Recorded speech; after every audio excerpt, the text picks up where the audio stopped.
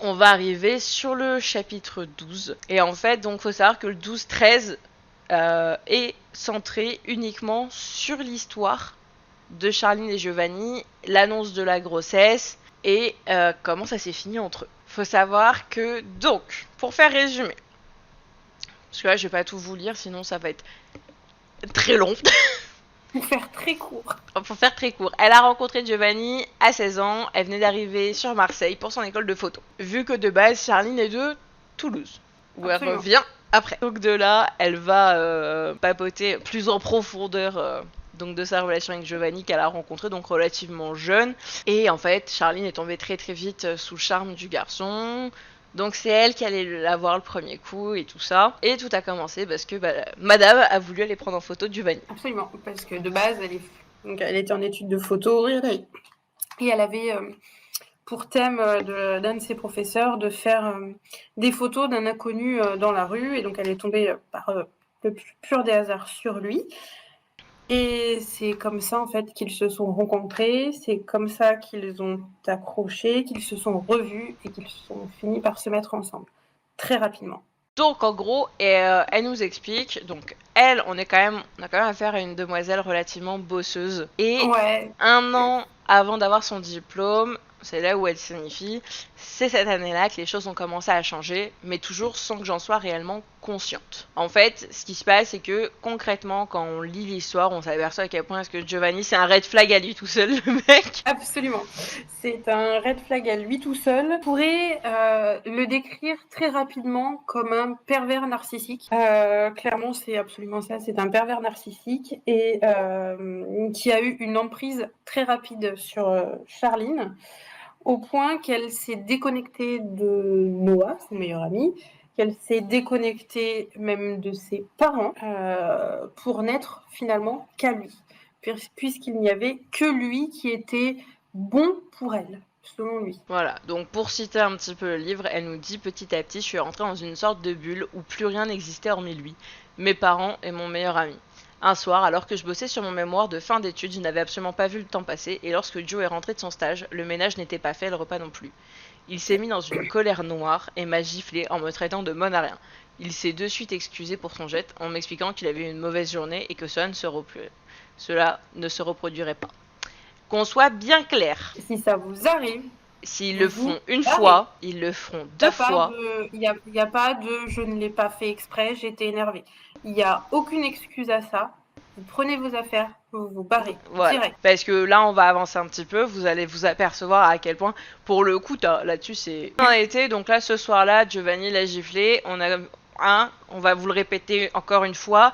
Si quelqu'un vous fait ça, vous prenez la porte, vous partez. Vraiment. Et donc là, il nous dit bêtement, comme la. Et donc là, Charline nous dit bêtement, comme la gamine éperdument amoureuse que j'étais, je lui ai pardonné. Le truc à pas faire, les gars. J'avais Voilà, des convictions bien précises. c'est le truc à ne pas faire. Hein.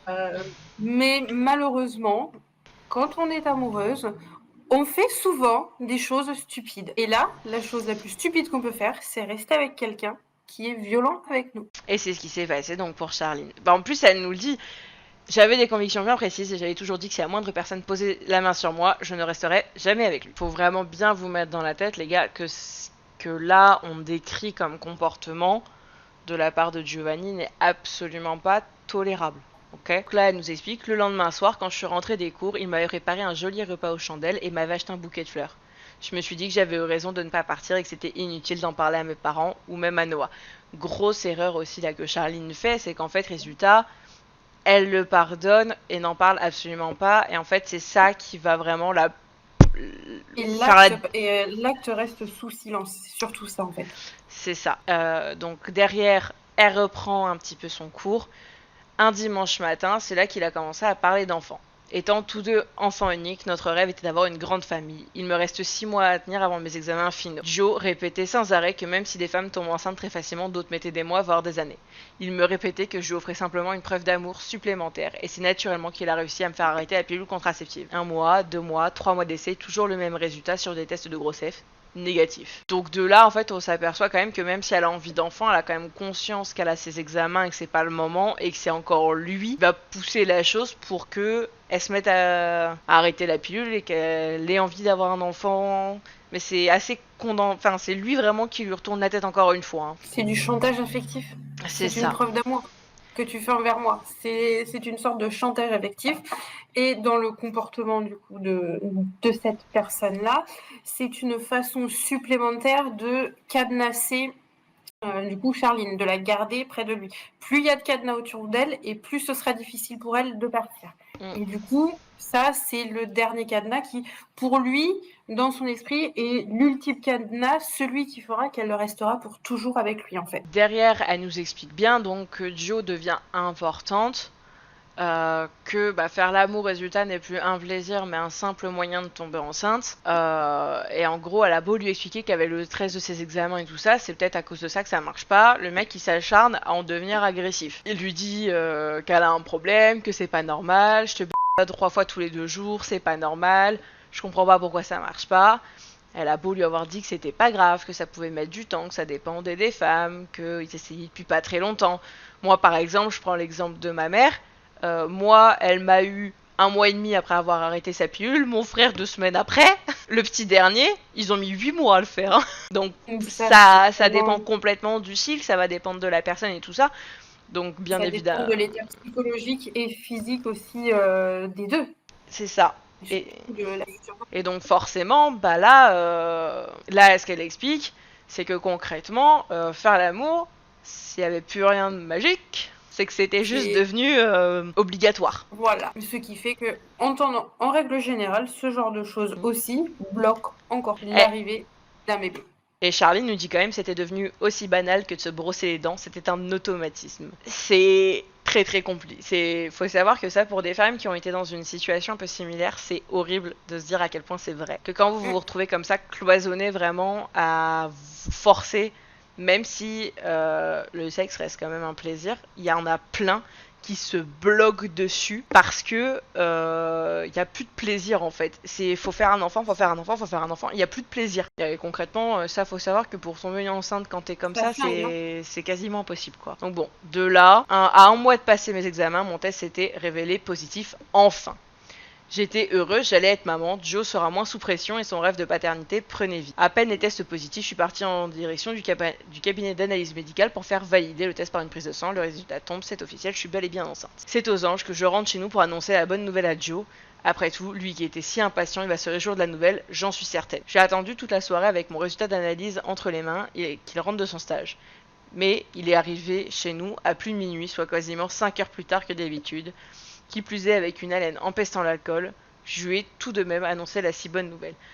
Attention, disclaimer, à ceux qui sont un petit peu sensibles vis-à-vis des violences, plus, là, on va rentrer dans un sujet... En fait, c'est pour ça que je voulais qu'il y ait le chapitre 13 et 14, c'est que je voulais encadrer, parce que tu mets juste ça pique, hein.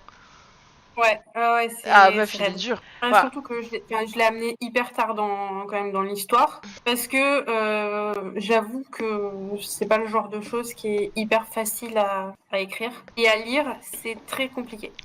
Ah, moi, je m'en souviens, la première fois que j'ai lu son livre, vraiment ça, là, les gars. Ah, putain. Donc de là, elle fait Jo, mon amour, ça y est, tu vas être papa, regarde, je suis enceinte. Et là, Giovanni qui lui répond, c'est pas trop tôt. Il éclate de rire et continue. Tu passes plus de temps les jambes écartées qu'autre chose, j'ai bien cru que jamais tu ne tomberais enceinte. C'est la douche froide, je passe par toutes les émotions possibles, d'abord l'étonnement, puis la tristesse et enfin le dégoût. L'opinion qu'il a de moi me déplaît fortement, mais il empeste l'alcool. Ça doit être à cause de ça qu'il est si méchant. Je sais qu'il a l'alcool mauvais, donc je lui en tiens pas. Ça les gars. Non. Ah, c'est pas vrai. En fait, c'est pas un atelier lecture, c'est un atelier féminisme là. Non, ça les gars. C'est pas parce que le mec qu'il a bu qu'il est autorisé à faire n'importe quoi. Hein. Donc voilà, le fait qu'il ait l'alcool mauvais ne justifie pas d'être méchant avec sa copine. De là, elle lui propose de lui faire réchauffer le plat qu'elle avait préparé plus tôt dans la soirée, le temps qu'il aille prendre sa douche, ce qu'il accepte sans contester. Encore heureux, pardon. Encore heureux. On a dit qu'on ne détestait pas les personnages, on ne déteste pas les personnages. On ne porte pas de jugement sur les personnages pour l'instant. On passe encore un peu. Quand il revient de la douche et qu'il s'installe à la table, je vois son visage que le repas que j'ai préparé ne lui convient pas. Ce n'est pas la première fois que ça arrive. J'essaie toujours de lui faire plaisir en cuisinant uniquement les choses qu'il aime. C'est quoi cette merde, Charline? Des ailes, mon amour. Elles manquent peut-être de sel. Elles sont dégueulasses, oui, ça manque de sel. Va m'en chercher, tu seras mignonne. Et derrière, elle lui dit... Donc elle va chercher son sel, elle revient, et là, il lui fait... Voilà, bonne chaîne, putain. Il faut croire que t'es bonne question. Jo, arrête ça, t'es méchant. Mais faire je te parle comme je veux, tu sais quoi, tu m'as dégoûté, je vais me coucher, je veux pas de toi, t'as qu'à dormir sur le canapé. Et le lendemain, je vous laisse deviner ce qui s'est passé. Bah oui, il s'est excusé. Bon, Bah oui, donc Te voilà. calme et on suit l'histoire. excuse-moi ma puce, hier soir j'avais trop bu, je n'en pensais pas un mot. Il s'est excusé. Pardon. Tu m'as blessé, Gio, vraiment. Je sais ma puce, je sais, je te jure que c'était à cause de l'alcool, je te le promets. Tu me connais, tu sais que je suis pas comme ça. Tu me promets de plus jamais me traiter comme ça? Je te le promets ma puce, je te jure ça arrivera plus, on va être des parents, c'est merveilleux non? Ouais, c'est merveilleux. C'est merveilleux. On vit dans le monde des bisounours.